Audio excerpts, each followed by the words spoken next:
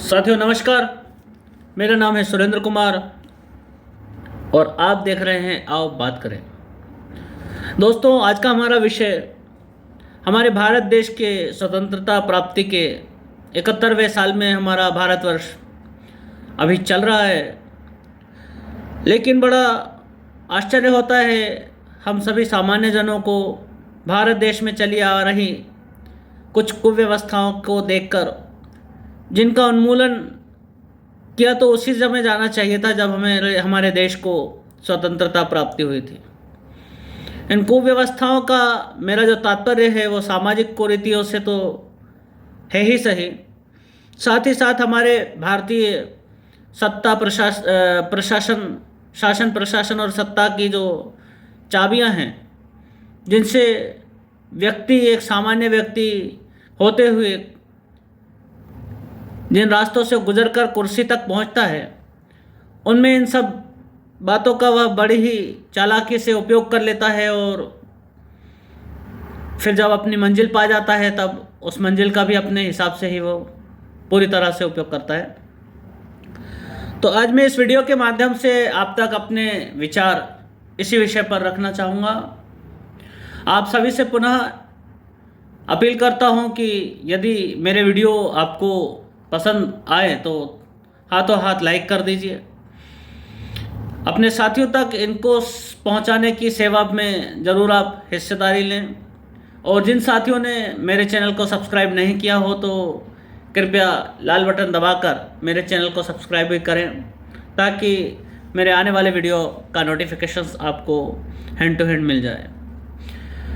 दोस्तों, हम एक ऐसे देश में रहते हैं जहां स्वतंत्रता के 71वें साल में भी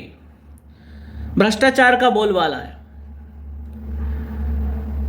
हम एक ऐसे देश में रहते हैं जहां एक देश की एकता, अखंडता और संप्रभुता की शपथ लेकर भी लोग पदभार संभालते हैं और देश की विभाजनकारी शक्तियों के साथ मिलकर उनका सहयोग करने से नहीं चूकते हैं। साथियों, हम एक ऐसे देश में रहते हैं जहां पर संविधान की शपथ लेकर पदासीन हुआ व्यक्ति रोज उस शपथ का मखौल उड़ाता है और अपने दैनिक जीवन में उस शपथ का कुकृत्य करके मजाक उड़ाता जाता है। साथियों, हम एक ऐसे देश में रहते हैं जहां भ्रष्टाचार निरोधक दस्ते का अधिकारी स्वयं उस मंत्री को रिपोर्ट सौंपता है जो या तो किसी भ्रष्टाचार में स्वयं लिप्त होता है या फिर उस पर किसी तरह के भ्रष्टाचार के आरोप चल रहे होते हैं।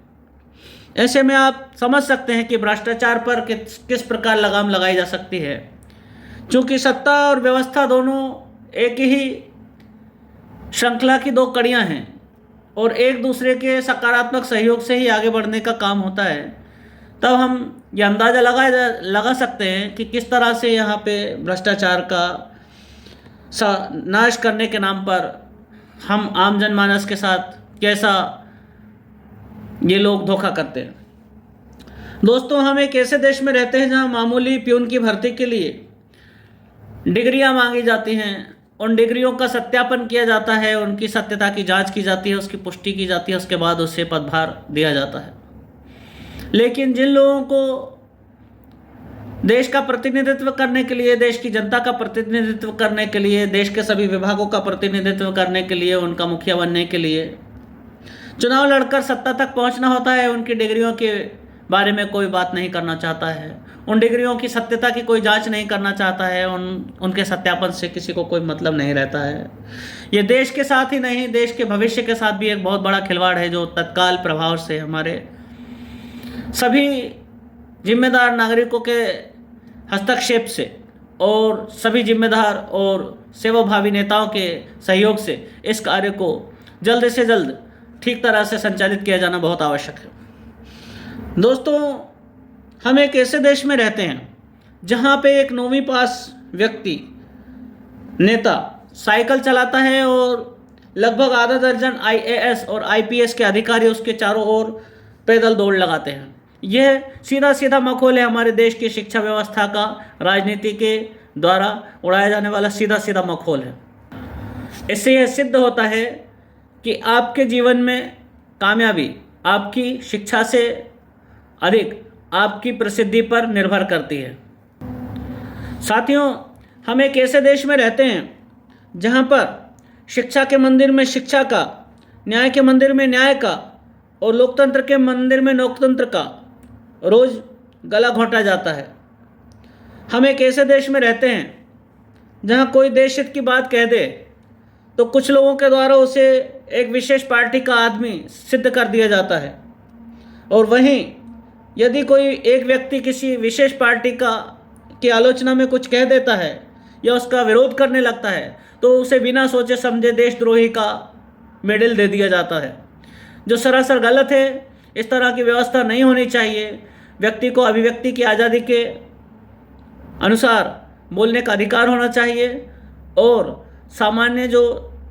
जन समुदाय है उसको चाहिए कि हर व्यक्ति को ध्यान से सुने और जो सही कह रहा है, जो उचित कह रहा है, जिससे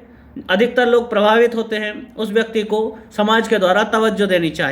दी जानी चाहिए। दोस्तों, हम एक ऐसे देश में रहते हैं जहां पर पेशी पर आने वाले लोगों से पेशकार दिन भर पैसों की वसूली करता रहता है, और उसके चारों ओर घूमने फिरने वाले, चक्कर काटने वाले सुरक्षाकर्मी उसको देख नहीं पाते, उसके सहकर्मी उसे देख नहीं पाते, और उससे मात्र 10 मीटर दूरी पर बैठा हुआ उनका उच्च अधिकारी उन्हें दिन भर देख नहीं पाता। हम एक ऐसे देश में रहते हैं। हम उस न्याय व्यवस्था के बीच रहते हैं जहाँ पर न्याय पाने के लिए एक गरीब व्यक्ति अपना सब कुछ दांव पर लगाकर कोर्ट कचहरी के चक्कर लगाते हुए अपना सारा जीवन उसमें झुलसा देता है, और एक समृद्ध व्यक्ति उसी न्याय व्यवस्था का लाभ उठाते हुए, उसी न्याय व्यवस्था के प्रावधानों का लाभ उठाते हुए उसका इस्तेमाल कर कर कैसे कमज़ोर आदमी का शोषण कर सकता है। हम उस देश में रहते हैं। साथियों, हम एक ऐसे देश में रहते हैं जहां पर प्रेस को खबर छापने से ज़्यादा खबर को ना छापने के पैसे दिए जाते हैं। हम एक ऐसे देश में रहते हैं जहां पर पुलिस को अपराधियों को पकड़ने से ज़्यादा उन्हें छोड़ने के निर्देश दिए जाते हैं। हम एक ऐसे देश में रहते हैं जहां डॉक्टर को मरीज को ठीक करने से ज़्यादा मरीज की जांचें करवाने में दिलचस्पी अधिक होती है। हम एक ऐसे देश में रहते हैं जहां की सारी व्यवस्थाएं इस तरह से चौपट हुई पड़ी हैं जिन्हें तत्काल प्रभाव से सुधारना हर प्रत्येक भारतवासी का मूल रूप से कर्तव्य होना चाहिए, और इस मूल कर्तव्य के लिए हम लोगों की उदासीनता हमारी आने वाली पीढ़ियों को और हमें बहुत ही भयानक रूप से कष्टदायक हो सकती है। साथियों, हम एक ऐसे देश में रहते हैं जहां नेता उन्हीं मामलों को उठाना या दबाना आवश्यक समझते हैं, पसंद करते हैं जिनसे उनका वोट बैंक प्रभावित ना हो। हम एक ऐसे देश में रहते हैं जहां अधिकतर सरकारी कर्मचारी अपनी ड्यूटी टाइम में अधिकतर समय का उपयोग चाय पीने, नाश्ता करने, टॉयलेट जाने, खाना खाने, ऐसी ही दैनिक जीवन की नित्य क्रियाओं में अधिकतर समय बर्बाद कर देते हैं, जिनसे उनका मूल्यवान समय उसमें नष्ट हो जाता है और आम आदमी अपना काम करवाने के लिए दिनों दिन दफ्तरों के चक्कर काटता रहता है। और जब सरकार निजीकरण का कोई प्रस्ताव लाती है तो वही सरकारी कर्मचारी सड़कों पर उतरकर रोना पीटना चालू कर देता है और सरकारी नीतियों का विरोध करना शुरू कर देता है। दोस्तों, हम एक ऐसे देश में रहते हैं जहां एक पुलिस वाले को किसी अपराधी को केवल इसलिए छोड़ना पड़ता है